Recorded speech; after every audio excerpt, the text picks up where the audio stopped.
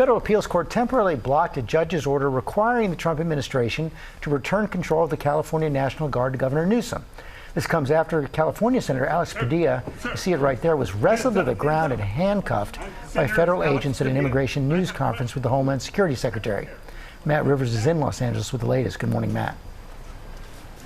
Good morning, George. The National Guardsmen continue to protect that federal building there behind me in downtown Los Angeles after a quiet night. But the fight over who is in command of the thousands of National Guard troops that remain in the city, the president or the governor of California, is heating up.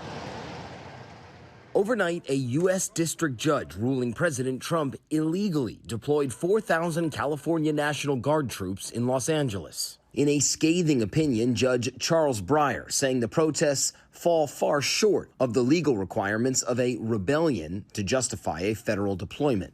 The judge ordering Trump to return command of the Guardsmen to Governor Gavin Newsom by noon today, saying the citizens of Los Angeles face a greater harm from the continued unlawful militarization of their city. Clearly, there's no invasion, there's no rebellion. It's absurd. But then just a few hours later, a federal appeals court putting that order on hold after a late-night appeal from the Trump administration, ruling Trump can keep the California National Guard deployed for now. Hands up, hands up. I'm Senator Alex Padilla. I have questions for the secretary. This coming after growing fallout from California Senator Alex Padilla's forced removal from a DHS press conference in Los Angeles.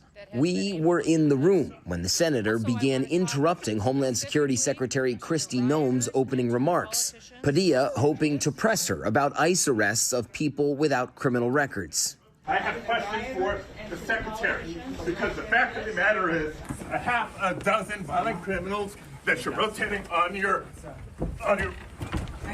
hands off. Federal agents quickly grabbing Padilla, shoving him away and forcing him out of the room.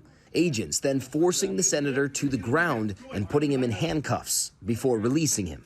Secretary Noem later on said she didn't know who the senator was. Padilla has been a U.S. senator since 2021, and she is conducting raids in the state where he serves.